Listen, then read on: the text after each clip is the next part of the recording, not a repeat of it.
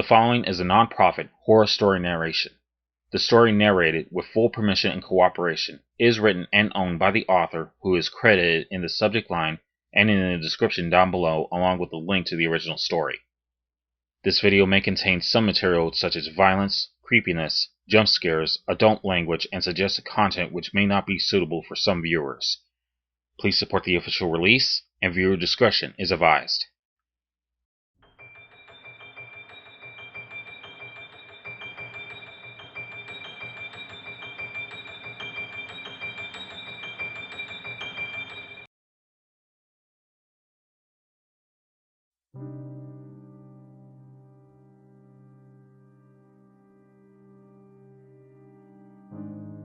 I don't know what made me change my mind about going to the meeting with Roger.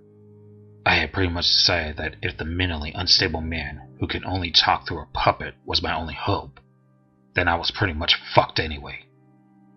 But here I was, sitting outside the bowling alley, about to go inside and see what, if anything, he had to offer. I showed up early and did a few circles around the building to see if anyone else was there. No sign of any cars or activity.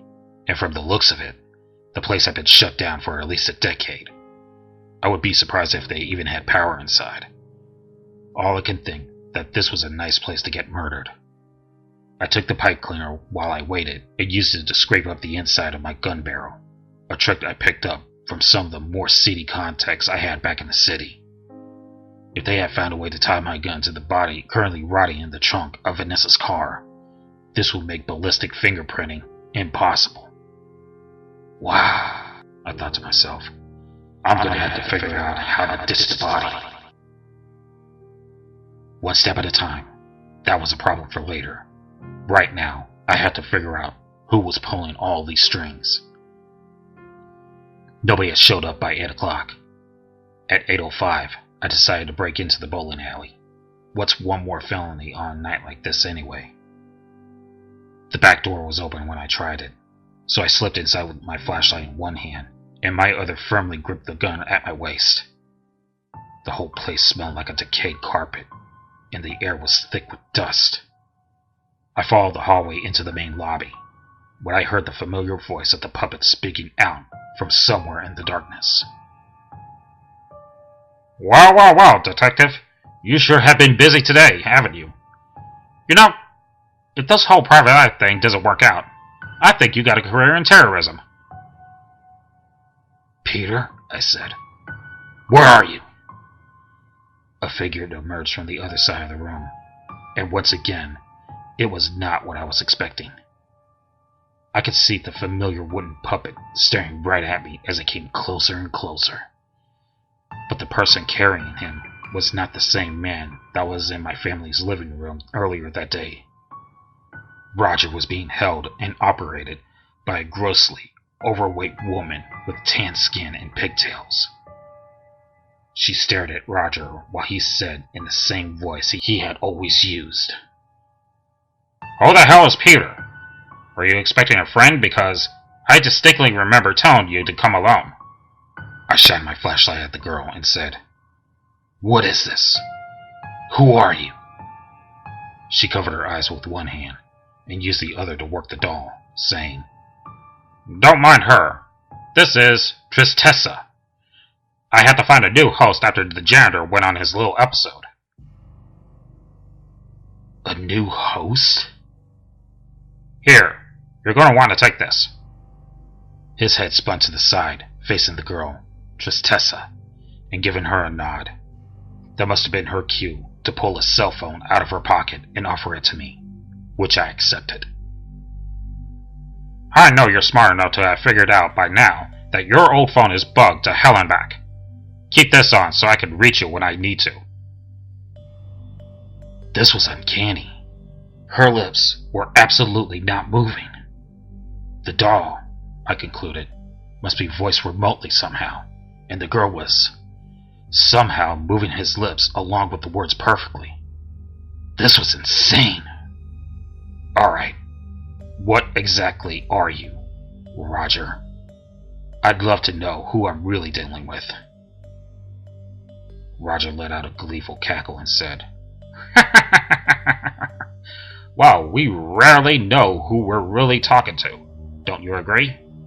Look, I bet you have a lot of questions, but I only have time to share the important stuff. You'll have to figure the rest out on your own. If you're not comfortable with this arrangement, then you can beat your feet right now, because the only answers I'm interested in giving you are about Vanessa, as per our original deal. I shook my head and said, "Whatever. Let's stick to the plan. What is it you found?" "It's not what I found, Detective."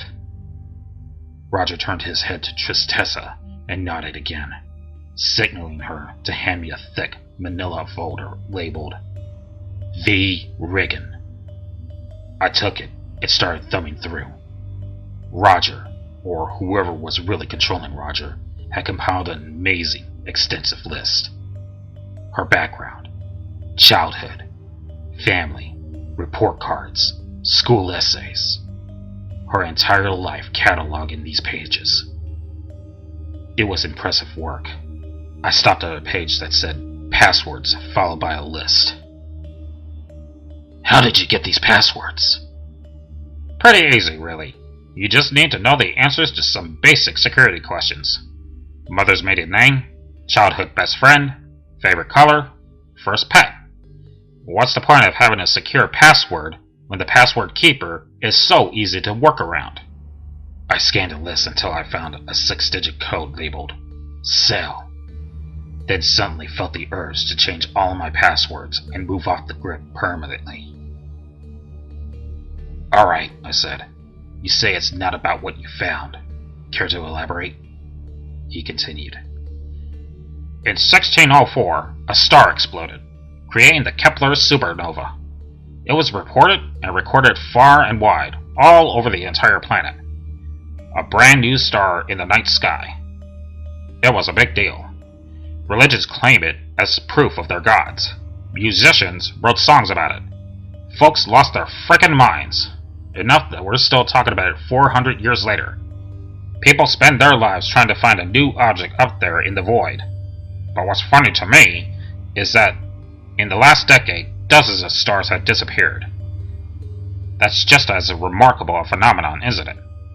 The Starry Night is still irrevocably changed. But nobody tells stories when something old goes away, only when something new shows up. I wonder what that says about mankind."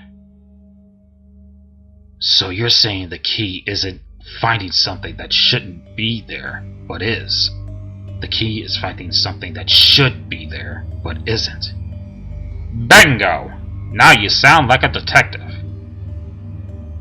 "Okay," I said, holding up the folder. "You want to tell me what should be in here?" "Her mom." I looked at the girl, Tristessa, for any kind of emotion, but I couldn't get a read on her, and I sure as hell wasn't going to look for expressions on a puppet. "What about her?" "She has almost no footprint. She's a rock that falls into a pond and makes no ripples. Where is she? Why isn't she raising hell to try and find her missing daughter?" I put the folder under my arm and fished out my smokes, lighting one up before answering. "You seem to know a lot. Do you know what Capgras delusion is?" "As a matter of fact, I don't, but please. I live to learn." Capgras delusion is a mental condition where you think somebody you know, somebody you love, has been replaced. Vanessa's mother had it bad. She would tell me shit like, "I know it looks just like her. It acts and talks and smells just like her. But that thing isn't my Vanessa." Nothing anyone can do would convince her otherwise. Just something wrong with the way her neurons fired. "Wow, that is messed up." "Yeah." He didn't say anything for a while after that, and I took the time to finish my smoke. When it was finally done, I asked, "Was that it?" "Detective, I don't think you realize the gravity of what you just told me." "Oh, really?" "Yes. This is the key to the whole thing. This is why they chose Vanessa. They done an amazing job of hiding her mother to the point that even I can't find her name anywhere. Wait, I said. Back up 1 second. What do you mean, this is why they chose Vanessa? What do you know that I don't know?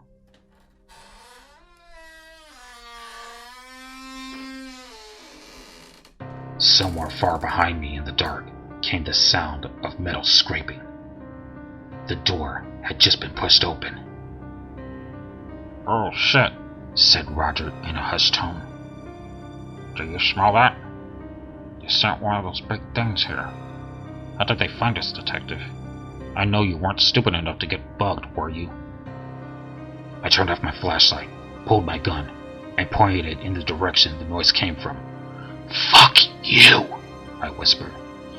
"How do I know you didn't bring somebody?" It was nearly pitch black in there, and I could smell it. A gag-inducing, something abysmal, like rotting meat and putrefied shit. It came closer to us with the sound of heavy footsteps. I could hear it breathing, loudly, like a guttural animal growling. "Detective, there are 3 exits behind us. Our best shot of getting out alive is to split up and go." For once, I was already on the same page. I made a mental note of the closest way out before we had even started talking, and I was already running by the time I heard Roger's voice scream, "Now!" The thing, whatever it was, began running. I threw down Vanessa's folder and clicked on the flashlight as I bolted towards the side doors. I couldn't tell which direction the girl had gone, but that thing was right behind me, chasing straight after and gaining.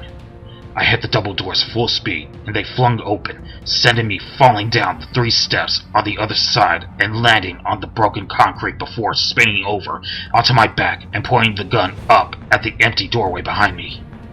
Whatever had just been there was now vanished, and I didn't feel inclined to wait and see where it had gone. I got back to my car and peeled out of there, part of me wanting to hit the interstate and never look back. But the strong part of me realized how pathetic a move like that would be. What was that thing back there? Some kind of hitter? It seemed like they changed the plan again after the frame-up job went south, and now they were just trying good old-fashioned murder. I knew I wouldn't last long with a bolo on my car, and I couldn't head back to Jamie's just yet, because the police would be watching. I ran out of good options a while back, but it wasn't until I drove past the bar and saw it was now open that I realized just how desperate I was. I helped bounty hunters track down dirtbags on a few occasions, and it never seems to amaze me how stupid people can be when they're on the lam. If they only kept their heads down, lay low, they wouldn't have been caught. If it were me, was the way I started plenty of thoughts back then. If you told me a week ago what I was about to do, I'd have thought you were crazy. I could never be that stupid. I pulled into the bar's lot and parked right next to the thing that had caught my attention from the road in the first place. The sheriff's department cruiser parked backwards in the spot. I checked the plates to make sure, and I was right. This was the same cruiser I'd been inside of earlier that day. I walked inside and scanned the room. A small, poorly lit place with a ripped-up pool table, broken jukebox, deer heads on every wall, and country music playing overhead, while a couple of barflies sat on their stools, watching something on the television in silence. The bartender was a frumpy old gal who looked like she didn't know how to smile. She was leaning against the bar with her arms crossed, wearing a blue jean jacket with the sleeves cut off. And in the far corner, at a small table by herself, O'Brien was looking at something on her cell phone. I went straight to the bar and made my order. I'll take one of whatever that woman in the corner is drinking. The bartender looked over at her, then gave me a disapproving face and said, "Anything for you?" "I'll take a Jack and Coke." "Hold the Jack. I'm the DD tonight." She rolled her eyes and made up the order. 1 soda and 1 dark beer, then said, "You know, It ain't none of my business, but you and her don't yeehaw, hun. I know it might not be PC or whatever, but race mixing is wrong. That's my 2 cents. In the midst of all the crazy shit that had gone on that day, I'd almost forgotten how much I hated this fucked up shitty small town. But nothing like a fresh dose of old-fashioned racism to remind me. She put the drinks in front of me, and I dropped some cash on the bar next to them and said, "You're right, it isn't any of your business." I placed the beer in front of her and took a seat, waiting anxiously to find out if I had made another mistake. O'Brien looked up from her phone and gave me an icy stare, and I returned the look with a smile. This was probably the biggest and stupidest gamble I made since showing up in this shithole. But my gut told me that she wasn't one of them, and my gut had a pretty decent batting average. So here we were. She started laughing, instantly betraying how drunk she was.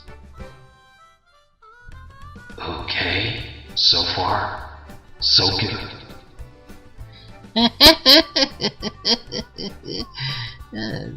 Thanks, nail polish. But I'm an adult. I can get my own roofies. I just wanted to say thanks for driving me around earlier. Well, aren't you a gentleman? No, of course not, I swear. She laughed again and put her phone away. This was the moment of truth. Was she going to arrest me or... She finished a half-empty bottle in front of her. I put the glass next to a couple empties, then grabbed the one I'd given her and took a healthy swig. I took a sip from my drink and waited for her to speak. Any luck, detective? Lots. All of it bad. And I suppose you expect your luck to change now? Well, it can't get any worse, can it? I looked back at the bar and caught the woman glaring at us in disgust. Well, you can't say I didn't warn you. Thanks for the drink. But maybe you should get out of this town before somebody with the indication to arrest you figures out you're at a watering hole. Somebody like you, Deputy? Definitely not somebody like me. But as you can plainly see... She gestured at the empty glasses on the table.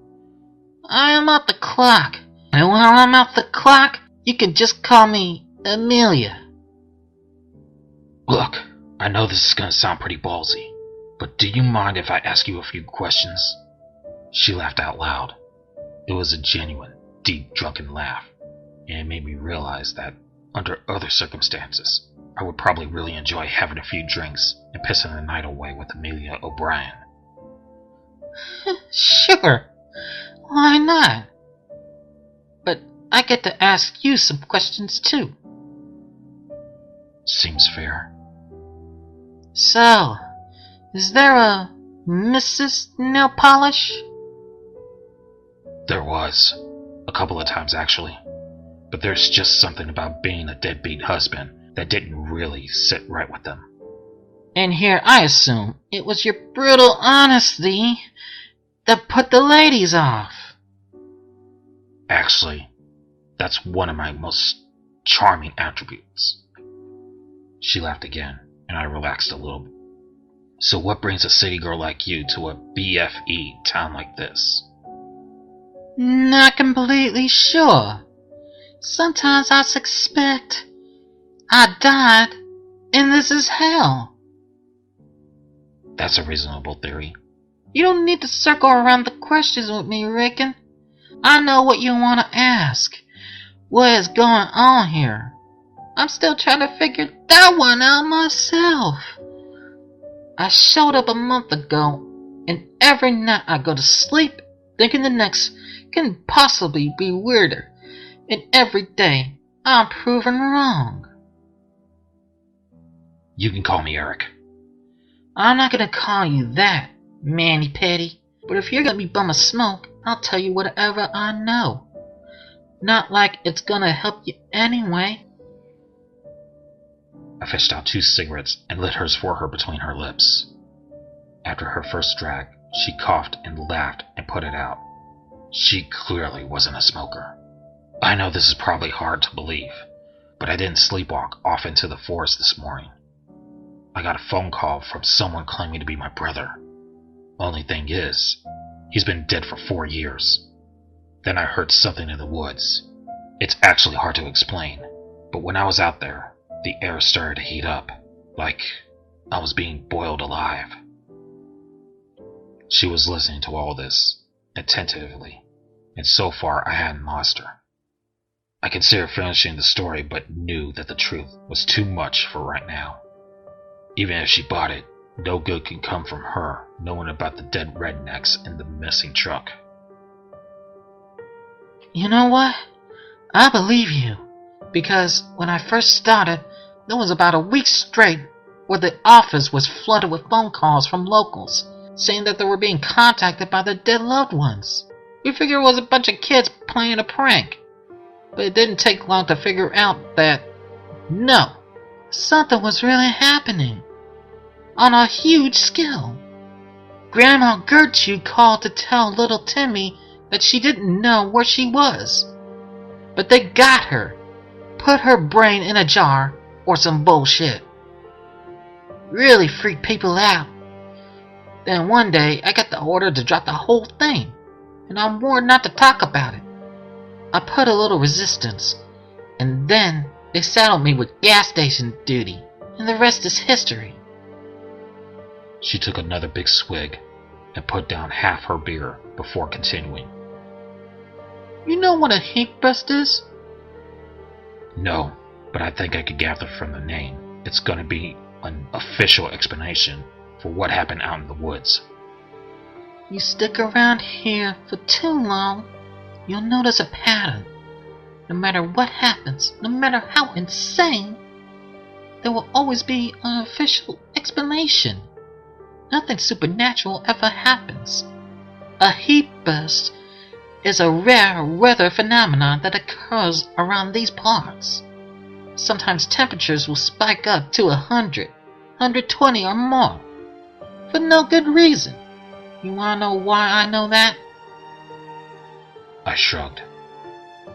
They were talking about it on the radio last week. Last week! That's a pretty weird coincidence, you don't think? But what else could it be? I think somebody knew I'd be listening on the radio a week ago and wanted to make sure I had this story loaded up to tell you tonight, just in case you were sitting here thinking, I wonder if something supernatural is going on. My smoke was spent, so I put it in the ashtray and tried to think of what to say. Then I felt something in my pocket vibrate. I pulled out the phone Roger had given me and read the text message. Triss is dead. That thing got her. I'm going to find a new house. Stay safe. I made a mental note to pour one out for the poor girl later. If she were really dead, that was a damn shame, and I wanted nothing more than to find the person responsible and kick his teeth in. But just like the pain in my leg, and the shock of dodging death by inches more than once, I will have to put this thought into a compartment somewhere deep in my mind and let it stay until after. After what? Hell, I didn't even know.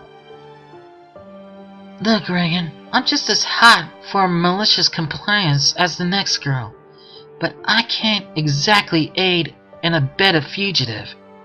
I'm going to the little girl's room, and you're going to be gone by the time I get back, and then, maybe after I finish this drink, I'll call Clyde and tell him you stopped by. You think they'll give you enough time to get back to the road and head towards the home of the best lawyer you know? Yeah, I could do that. But here's the thing. There's always a thing, isn't there? You aren't gonna like this, but I'm gonna need a huge favor. I was right.